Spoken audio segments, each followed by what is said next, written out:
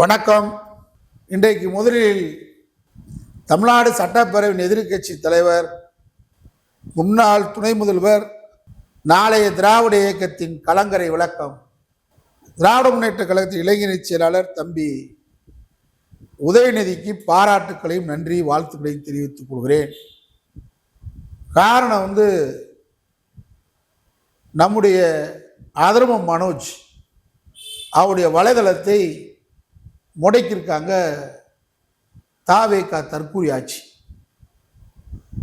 உடனடியாக ஆதரவு மனோஜை அழைத்து பேசி அவருக்கு வலைதளத்தினுடைய தொடர்ந்து நீங்கள் இயங்குவதற்கு சட்ட ரீதியான உதவியை செய்வோம் என்று அவரை பாராட்டி அவருக்கு ஆறுதலும் உற்சாகம் கொடுத்ததற்காக நன்றி. இது வேணும். கலைஞர் டிராபிக் ராமசாமிக்கு பின்னாடி லட்சம் பேர் திரண்டாங்களா? இல்லை. ஆனால் டிராபிக் ராமசாமி ஒரு மனிதனாக இருந்து கொண்டு பொதுநல வழக்குகளை போட்டு விரலை விட்டு ஆட்டுவார். ஆனால் அந்த டிராபிக் ராமசாமிக்கு ஆதரவாக கலைஞர் குழு கொடுப்பார். அதான் திமுக. அந்த வழியில தான் இப்போ தம்பி உதயநிதி இதோ நான் வரவேற்கிறேன். இந்த மாதிரி செயல்களை நான் வரவேற்கிறேன். சாதாரண சாமானிய மக்களுக்காக தான் திராவிட முன்னேற்ற கழகம். ஓலையில் குடிசை வாரியில் வாழ்ந்தவனுக்காகவும் ஆலமரத்துக்கு அடியிலிருந்தவனுக்கு அதிகாரம் வேண்டுவதற்காக தான் அண்ணா அவர்கள் திராவிட முன்னேற்ற கழகம் தேர்தலில் போட்டியிடுன்னு சொன்னார். அந்த அடிப்படையில் இன்னைக்கு வரவேற்றிருக்கீங்க, பாராட்டலாம். ஆய்வு நடத்திருக்கீங்க, பத்திரிகையில செய்தியில் வருது. நாங்கள் இந்த கருத்துக்களை ஏன் பேசுகிறோம் அப்படின்னு சொன்னால், பழைய வரலாற்றை நான் பட்ட துயரம், நான் இந்த திராவிட இயக்கத்தில் பட்ட வேதனைகள், தொடர்ச்சியாக இந்த திராவிட இயக்கம் திமுக எழுந்து நிற்க வேண்டும், எழுந்து நிற்கிறது இமயம் போன்று உறுதியாக எக்கு கோட்டை போன்று இருக்க வேண்டும் என்பதற்காக தான் சில விஷயங்களை பேசும்போது மனம் திறந்து பேசுறான், ஒளிவு மறைவின்றி பேசுறான். மருந்து கசப்பாக தான் இருக்கும், ஆனால் உடலுக்கு நல்லது. உங்களுக்கு சொல்ல முடியல, யாரும் சொல்ல மாட்டேன்றாங்க. நல்லா இருக்கு, கட்சி நல்லா இருக்கு. நான் தான் சொன்னேன் தேர்தலுக்கு முன்பாக, நான் திமுகவை ஆதரிப்பேன், மற்ற கட்சியில் ஆதரிக்க மாட்டேன். ஆனால் கூட்டணி கட்சியினர் மனக்கசப்பா இருக்காங்க, தொண்டர்கள்ட்ட இணக்கம் இல்லை என்ற கருத்தை நான் தேர்தல் அறிவிக்கப்பட்ட 2-3 நாட்களில் சென்னை பத்திரிகையாளர் மன்றத்தில் என் பேட்டியை பாருங்க. கூட்டணி கட்சியினர் இணக்கமாக செயல்பட மாட்டார்கள் இந்த முறை சொன்னேன். அது மாதிரி தொடர்ந்து நான் சொல்லி வர்ற கருத்துக்களை நீங்க பாத்தீங்களா? அது மாதிரி தேர்தல் முடிவுக்கு முன்னாடி சொன்னேன், அறிவிப்புக்கு முன்னாடி, தேர்தல் ரிசல்ட் முடிவுக்கு முன்னாடி சொன்னேன், கிளைமேக்ஸ் சரியில்லை, கிளைமேட்டும் சரியில்லை. நஞ்சு குஞ்செல்லாம் நண்டை குண்டுலாம் நாங்க விசிலுக்கு போட்டோம்ன்ற செய்தி வருது. திமுக ஆட்சி கொண்டு விரும்புறேன், ஆனா செய்திகள் சரியா வரலன்ற பேட்டியும் நான் கொடுத்துருக்கேன். அதற்கு மேற்கொண்டும் இவர்கள் ஃப்ராடு பண்ணி, இவிஎம்ல ஃப்ராடு பண்ணி வெற்றி பெற்றால் கலவரம் பண்ணி அவங்க வெற்றி பெறக்கான வேலையும் பார்க்குறான்னு சொல்லி நான் தான் டிஜிபியை சந்திச்சு புகார் கொடுத்தேன். என்னுடைய நடவடிக்கை நீங்க பார்த்தீங்களாங்க, எங்கேயும் தவறு சொல்ல முடியாது. தவறுக்கு எனக்கு வேலையும் இல்லை. அதனால நான் தொடர்ந்து பேசிட்டு வர்றேன். நீங்க தொண்டர்களுக்கு இந்த கட்சியில மரியாதையும், தொண்டர்களை மதித்தாதான் இந்த இயக்கம் நிற்கும். நீங்க இப்ப மாவட்ட செயலாளரை மாற்ற போறான், மாவட்ட செயலாளர் மாற்றி யாரை போடுறீங்க? அப்பனை மாதிரி மகனை போடுறது, மகனை அண்ணனை போட்டு தம்பியை போடுறது, இது நிற்காது. பழைய முந்தை புதிய கல்லா. பழையவர்களை பூரா ஒதுக்க சொல்லல, அவர்களுக்கு முக்கியத்துவம் கொடுக்கணும். அவர்கள் இல்லாமல் இயக்கம் இல்லை. திமுக என்பது கோடான கோடி பேர் இந்த 75 ஆண்டுகள்ல, அதுக்கு முன்னாடி 25 ஆண்டுகள் சுயமரியாதை இயக்கம், அதுக்கு முன்னாடி 10 ஆண்டு திராவிட சங்கம், 110 ஆண்டுகள் ஆச்சு நமக்கு வரலாறு. திமுக முகம் இன்னைக்கு இருக்கு. இந்த முகம் இருக்குன்னா இந்த முகத்துக்கு பின்னாடி கோடான கோடி தியாகம் இருக்கு, கொள்கை தியாகம் இருக்கு, லட்சிய தியாகம் இருக்கு. அந்த அடிப்படையில் தான் இன்னைக்கு தொண்டர்களுக்கு கலைஞரை போன்று தளபதி ஸ்டாலின் தொண்டராக இருந்து இந்த கட்சியில உழைத்தவர், தொண்டர்களின் தலைவர். ஆனால் ஆட்சி அதிகாரம் இருக்கும்போது தொண்டர்களை அவர்களை அணுக விடவில்லை. கேப் ஆயிடுச்சு, டிஸ்டன்ஸ் ஆயிடுச்சு. அந்த டிஸ்டன்ஸ் தான் ஜென்சின்றோம்ல, அவன் நம்மளை விட்டு போயிட்டான். நீங்க ஜென்சி வந்து கவர்ச்சிக்கு போனது ஒரு பக்கம், நம்ம மேல வெறுப்பு இருக்கு, அதையும் நீங்க பார்க்கணும். 3 தலைமுறையா இருந்தவன் கண்ணால பார்த்தோம்னு சொல்றான். 3 தலைமுறையா திமுக ஓட்டுப்படி கம்யூனிஸ்ட் குடும்பமும் திராவிட இயக்க குடும்பம் மட்டும்தான் 3 தலைமுறையா 4 தலைமுறையாக தொடர்ச்சியாக அந்த இயக்கத்தில் இருப்பாங்க. இந்த முறை திராவிட இயக்க ஜென்சி திமுகவுடைய குடும்ப ஜென்சி வாக்களிக்கவில்லை. அதான் மூர்த்தி சொல்றாரு, தோத்தேன், திமுக காரங்களால தான் தோத்தோம். திமுக கார ஜென்சி ஓட்டு போடல. எப்படி போடுவா? சிலர் வாழ்ற வாழ்க்கைக்காக மட்டும் போடுவானா? அவன் வீட்டில் அவங்க அப்பா ஒரு இடத்துக்கு போயிருந்தேன், ரிசல்ட்டுக்கு 4 நாளைக்கு முன்னாடி ஒரு கிராமத்துக்கு போகிறேன். அங்கே பேசிகிட்டு இருக்காங்க, கடையில் டீ கடையில் உட்காந்து திமுக கருப்பு சேப்பு வேட்டி கட்டி ஒரு வீட்டை காமிக்கிறேன். இந்த வீடு பழைய பிரசிடண்ட் வீடு, இந்த வீடு ஏலம் போகுது.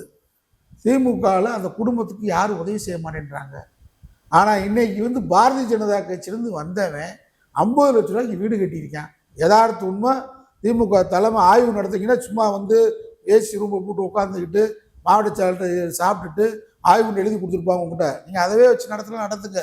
எங்களுக்கு ஒன்று, நாங்கள் திராவிட கருத்திற்கு நிற்கிறாரு. ஆனால் நான் சொன்னது உண்மை. நான் வேணா அந்த இடத்துக்கு கூட்டு போய் வீட்டையும் காட்டி அங்கே பேசின ஆளுநரையும் காட்டி வர சொல்லுங்க. தமிழ்நாடு கூட நாங்கள் ஆய்வுக்கு போயிருக்கோம். அப்போ சொல்கிறான், இந்த வீடு எழுத்த விட காட்டுறான். என் கூட நம்முடைய தம்பி திராவிட குமரன் வந்திருக்கிறாரு. நான் காரில் உட்காந்துருக்கு, அவர் தான் கேட்குறாரு. 10 பேர் கருப்பு வேட்டி கட்டினவங்க தேர்தல் ரிசல்ட்டுக்கு 4 நாளைக்கு முன்னாடி அந்த தொகுதியை சொல்ல விரும்பலை. ஆனால் வெற்றி பெற்றோம் திமுகங்க. ஆனால் குறைவான வாக்கு வாங்கியிருக்கோம். அப்போ சொல்கிறான், பாரதிய ஜனதாவிலிருந்து வந்தவன் 50 லட்ச ரூபாய்க்கு வீடு கட்டியிருக்கான், 1.5 கோடி ரூபாய்க்கு தோப்பு வாங்கியிருக்கான். இந்த வீடு ஏலம் போகுது. அவங்க வீட்டில் அவங்க அப்பா இறந்து போயிட்டாரு, மகனும் போயிட்டான், பொம்பளை பிள்ளை இருக்கு. இந்த பிள்ளைக்கு வந்து இந்த வீடை ஏலம் போது திருப்புறதுக்கு திமுக ஆள் இல்லை. நம்மளாம் இந்த தடவை திமுகவுக்கு ஓட்டு போடாத காரணம் அதுதான் கருப்பு வேட்டி கட்டின ஜென்சி பேசுறான். இது உண்மை. கட்சினா உங்களுக்கு தொண்டர்கள். இப்போ நான் வந்து 86 தேச பாதுகாப்பு சட்டத்தில் சிறைக்கு சென்றேன். என்னை வந்து எங்கள் கூட 5 பேர் விடுதலை புலிகள். திமுகவில் வந்து நான் மதுரை இளைஞரணி 22 வார்டு செயலாளர், 48வது வார்டு இளைஞரணி செயலாளர் மிசா பாண்டியன் துணை மேயராக இருந்தவர், ஆத்திக்குளம் ஜெயராஜ். நாங்கள் 3 பேரும் நாங்கள்லாம் வீட்டுக்காக ₹1 அவதாரம் கூட இன்னைக்கு வரைக்கும் கட்டாதவங்க. எங்கள் கையில் செயின் போட்டு, வழங்கு செயின் போட்டு போனேன். முரசொல்ல இது வந்திருந்தது செய்தி. கோவையில் பொள்ளாச்சி உமாபதி அந்த வழக்கில் கைது செய்யப்பட்டார். திருச்சியில் மலர்மன்னன் கைது செய்யப்பட்டார், அடிக்கப்பட்டார். நாங்கள் தேசிய பாதுகாப்பு சட்டம் இந்தியாவிலே எங்களுக்கு திமுகவில், மதுரை திமுகவில் இன்னைக்கு பவிசு பந்தா அணுகுறீங்களுக்கு தெரியுமா? நாங்கள் ஏன் உரிமையோட பேசுகிறோம், உறவோட பேசுகிறோம், உரிமைக்கு குரல் கொடுக்குறோம். இதை சுட்டி காட்டுவதற்கு உரிமை இருக்கும், உறவு இருக்குன்ற அடிப்படையில் தான் நான் பேசுகிறேன். அப்போ கையில் விலங்கு போட்டு கூட்டு போகிறேன். மதுரை சிறைக்கு முன்னாடி நூற்றுக்கணக்கான இளைஞர்கள் திரண்டு எங்களை ரைடடியில், மதுரை ரைடடியில் அனுப்பிச்சி வச்சாங்க. சென்னை சிறைக்கு போயிட்டோம். மறுநாள் காலையில் கைலாசம் கமிஷன் 3 நீதிபதிகள் கொண்ட கமிஷனில் சத்யாசுடிக்கு எழுத்தாப்பில் 3 நீதிபதிகள், ஓய்வு பெற்ற நீதிபதிகள் தலைமையில் எங்களை விசாரணை. படிக்காத ஆளுங்க தாவூத் மாவட்ட செயலாளர் இருந்தார், இஸ்லாமியர், மதுரை. அவருக்கு கையெழுத்து மட்டும்தான் போட தெரியும். அவர் இரவோடு இரவு, இன்னைக்கு மாதிரி 4 வழி சாலை கிடையாது, அவர்கிட்ட கார் கிடையாது, அவர்கிட்ட ஃபோன் கிடையாது. ஃபோன் அவர் வீடு வந்து 1/2 கிலோமீட்டருக்கு முன்னாடி இருக்க மெயின் ரோட்டில் டயர் கடையில் ஃபோனை கொடுத்து வச்சுருப்பார், எஸ்சிடி அந்த கடை ஃபோனு. அங்கே ஃபோன் வந்தால் போய் கூப்பிட்டு வரணும், அவர் வரணும். அப்பேற்பட்ட ஆள் பாத்திர கடை ராமலிங்கம்னு ஒருத்தர் இருந்தார் மதுரையில் வட்டச்சிறாங்க. அவர்கிட்ட காரை வாங்கி கூப்பிட்டு வந்து நாங்கள் சென்னை எக்மோர் ரயிலில் இறங்குறதுக்கு முன்னாடி எஸ்ஐக்கு முத்து, பண்டரி, இவர் பெரியாண்டி, பாண்டியராஜன், குபேந்திரன் இவங்களோட எங்களை வரவேற்கிறார். இங்கே எங்களை அனுப்பிச்சி வச்சுட்டு இன்னைக்கு இருக்கிற ரோடு மாதிரில ஒரே ரோடு தான், சிங்கிள் ரோடு தான் சென்னைக்கு. அங்கே வந்து நிற்கிறார் காலையில் நின்றுட்டு. நாங்கள் ஒரு நாள் எங்களை அடைச்சிடறாங்க சிறையில். அங்கதான் தலைவர் கலைஞரை நாங்கள் சிறைக்குள்ள பார்க்கும். தலைவர் சிறையில் இருக்கிறார், சட்டை தெரிச்சு சிறையில் இருக்கார் தலைவர். ஆற்காடு உள்ள இருக்கிறார், பேராசிரியர் உள்ள இருக்காரு. எங்களை தனியாக ஒரு இடத்துல அடைச்சிடாங்க 9 பேரையும். அப்போ அந்த பக்கம் 1000 விளக்கு ஹுசேன் எங்கள் பக்கம் வர எங்கள் உள்ள ஜெயிலுக்குள்ள சென்ட்ரல் ஜெயில் வழியா. சென்ட்ரல் ஜெயில்ன்றது இப்போ சென்ட்ரல் ரயில்வே ஸ்டேஷனுக்கு எதிர்த்தாப்புல இருந்துச்சு, புழல் ஜெயில் கிடையாது, அங்கே தான் இருக்கும். அப்போ மாலை வேலையில் 1000 விளக்கு ஹுசேனேன்னு கூப்பிட்றேன். நாங்கள் மதுரையிலேருந்து வந்திருக்கிறோம், இந்த மாதிரி இளைஞரணி திமுக வட்ட இளைஞரணி வந்திருக்கிறோம், தலைவரை நாங்கள் பார்க்குறோன்னே. சரி பார்க்குறேன் அப்படின்னு சொல்லிட்டு, அதான் தொண்டர்களின் கூட அப்படியால வச்சிருக்கணும். 1000 விளக்கு ஹுசேன் தலைவர்கிட்ட இருந்தார், ஆற்காடு வீராசாமி இருந்தார். தகவலை உடனே கொண்டு தொண்டர்கள் நினைக்கிறத சொன்னாங்க பாருங்க. அதான் கலைஞர் வெற்றி, திமுக நிக்குது. ஓரா நீங்க யாரை வச்சிருக்கீங்க கூட? தளபதி ஸ்டாலின் எந்த தகவலும் சொல்ல முடியல, உதயநிதி தம்பிகிட்ட சொல்ல முடியல, சந்திக்க முடியல, பேச முடியல. என்ன காரணம்? சிறைக்குள்ள சொல்லி ஒரு 1000 விளக்கு ஹுசேன் கலைஞர் எங்கே, தலைவர் கலைஞர் எங்கன்னு பார்க்கும்போது வர்றாருங்க. நாங்கள் தலைவர் வரமாட்டாரு, எல்லாத்தையும் அடைச்சிருவாங்க ஜெயிலில். தலைவருக்கு தண்டனை கொடுத்து அவருக்கு கைதி உடை அணிவிக்க சொல்லி அன்னைக்கு செய்தி வந்திருக்கு, பத்திரிகை செய்தி. ஆனால் அதான் தலைவன் தொண்டனை தேர்றாரு பாருங்க. 4:30 மணிக்கு நடைபயிற்சி போகிற மாதிரி ஆற்காடு பேராசிரியரை கூப்பிட்டு வந்து பசும்பொன்னு கூப்பிட்றாங்க. கம்பி சிறை கம்பியில் வாழ்க்கையில் நாங்கள் மந்திரியாக இருந்திருக்கலாம், மூர்த்தி, நேரு, அண்ணா, வேலு, சேகர் பாபுலாம். எங்களை தலைவர் பார்த்த இடம் சிறைக்குள்ள, தலைவரை நாங்கள் பார்த்த இடம் சிறை, அது போது எங்களுக்கு பார்க்க. அந்த கம்பியிலேருந்து கூப்பிட்றாரு, ஓடியாடுறாங்க. ஓடியாருந்தோடனே சரியா சாதிக்கு பாய்ச்சா வெளியே அன்னைக்கு பொறுப்பாளரை கட்சியை நடத்திட்டு இருக்காரு சட்டத்துறை. சாதிக்கு பாய்ச்சாட்ட சொல்லியிருக்கேன், உங்களுக்கு பார்ப்பாங்க, சரியா கவலைப்படாமல் இருக்கு. மறுநாள் காலையில் கமிஷனுக்கு போயிட்டு வர்றான். மாவட்ட செயலர் தாவூத்து, அன்னைக்கு இன்ஸ்பெக்டர், போலீஸு, பெரிய பட்டாளமே எங்களை கூட்டி போயிருக்கு. அவங்கள எல்லாத்தையும் தன்னை கட்டி ஒரு படிக்காத மாவட்ட செயலர், அதிகாரமே இல்லை. அதிகாரத்துக்கு என்றைக்கும் திமுக வராத காலகட்டத்தில் போலீஸை தன்னை கட்டி கூட்டு வந்து எங்களுக்கு பூரா மதிய உணவு அவங்க தங்கின ஹோட்டல்லே உட்கார வச்சு போலீஸுக்கு சாப்பாடு போட்டு எங்களை அனுப்பிச்சி விட்டார். அதை விட பெரிய விஷயம், மதுரையில் வந்து ரயில் அடியில் இறங்குறோம். என் கூட அன்னைக்கு திருமணம் ஆகியிருந்தவர் மிஸ்ஸா பாண்டியன் மட்டும்தான், மகன் இருக்கான். அந்த மகனை பார்க்கணும்னு துடிக்கிறார். நாங்கள் சிறையில் இங்கேருந்து இறங்கி எங்களை மறுபடியும் ஜெயிலில் அடைச்சிருவாங்க. ஆனால் ஜெயராஜ் நாங்கள் இறங்கிட்டோம். ஏன்னா அன்னைக்கு February 3 அண்ணா நினைவு நாள். அமைப்பு செயலாளர் தென்னரசு யாருக்கா தெரியுமா? சிறுகதை மன்னனை.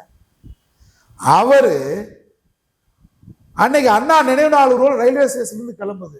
நாங்கள் வந்து இறங்கிருக்குன்ற செய்தியை கேள்விப்பட்டு அந்த ஊர்வலத்துக்கு வந்து ஒரு 100 பேரோட ரயில்வே ஸ்டேஷனுக்குள்ள வந்துடுறாரு. எப்படிப்பட்ட தலைவன் தொண்டை திமுக நிற்கிறதுக்கு காரணம் தாங்க. நாங்களாம் முதலமைச்சர் பதவியை தாவேக்கா விஜய் தரன்னு போவோமா? பிரதமர் பதவியை தரான்னு சொல்லி போவோம். வரலாறு வேணும் எங்களுக்கு, திராவிட கருத்தில் வேணும். அப்ப தென்னரசு பார்த்து எங்களை பார்த்து சந்திச்சுட்டு போயிட்டாரு. இந்த மாவட்ட செயலாளர் தாவூத் என்ன பண்றாரு, என் பையனை பார்க்கணும் மிஸ்ஸா பண்ணி, கொஞ்சம் லேட்டாக போய் ஜெயிலில் அடைக்கலாம்னு கேட்டு போலீஸை சரி கட்டி ஒரு ஆட்டாளர் போலீஸோட ஆண்டாளோட வீட்டுக்கு அனுப்பிச்சி விட்டாரு மிஸ்ஸா பாண்டிய மாவட்ட செயலாளர் தாவூத். நடக்க முடியுமா? அன்னைக்கெல்லாம் ஜெயபெருமாள் இறந்து போய்விட்டார். இன்னைக்கு அவர் தான் வழக்கில் குற்றவாளியாக அவர் சேர்க்கப்பட்டு தண்டனை அவருக்கு. ஆனால் தண்டனைக்கு முன்னாடி அவருக்கு ஜாமீன்.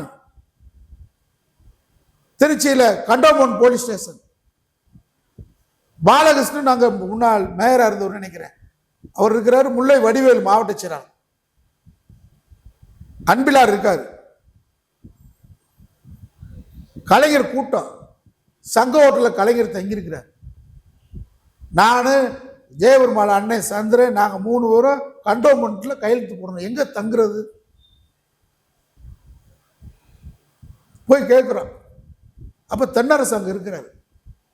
இவங்கள மாதிரியே இன்னைக்கு வந்து இவர் வந்துருவாரு, அவர் வந்துருவாரு, இவர் அறிமுகப்படுத்தினா அவர் பெரிய ஆள் ஆயிடுவாரு, நம்மளே மந்திரி ஆக்கணும், காலகாலத்துக்கு மந்திரி ஆக்கணும். மூர்த்திலாம் மாசத்துக்கு ஒரு நாள் சங்கரன் கோயிலில் போய் மனைவியோடு உட்காந்து யாகம் நடத்துகிற தான் மந்திரியா இருக்கும் போதே, யாருக்கும் தெரியாம யாகம் நடத்துறது, சங்கரன் கோயிலில் உட்காடுறது, இதுக்கெல்லாம் உங்களுக்கு நேரம் இருக்கு. நானே பல முறை பார்க்குறேன். அங்கே நான் கோவிலுக்கு போகிறதில்ல, அங்கே நிகழ்ச்சிக்கு போனேன், வேற நிகழ்ச்சிக்கு. கோவிலுக்குள்ள திருமணங்கள், நாங்கடா கோடான கோடி வருஷம் மாலை போகிறீங்க. தென்னரசு தலைவர்கிட்ட கூட்டு போய் முத அறிமுகப்பட்ட போது மதுரையின் விடுதலை புலி இவன்தான் மதுரையுடைய பிரபாகரன் பசுமோன்பாடியின் SS தென்னரசு கலைஞர்கிட்ட அறிமுகப்படுத்தார். வாழ்க்கையில் என்னைக்கு மாவட்ட செயலாளர் ஸ்டாலின் அறிமுகப்படுத்துங்க. அறிமுகப்படுத்திட்டு அன்று இரவு கூட்டம் முடிஞ்சோடனே மரக்கடை வீதியில் கூட்டம். மரக்கடை கூட்டம் முடிஞ்சு எங்கே போகணும்னு நினைக்கிறான். கரெக்டாக முல்லை வடிவில் என்ன பண்ணுறாரு, ஒருத்தர் இஸ்லாமிய சகோதரர் அனுப்பிச்சு விட்டு இரவில் நாங்கள் ஒரு இடத்துல தங்க வச்சுட்டு மறுநாள் எங்களுக்கு அங்கே கண்டிஷன் பில் கையெழுத்து போடுவதற்கு சாப்பாடு முதற்கொண்டு தங்குமிடதற்கு ஏற்பாடு பண்ணார். திரும்பவும் கண்டிஷன் பில் எங்கே போகுது, சென்னை பாரிமுனை காவல் நிலையம்,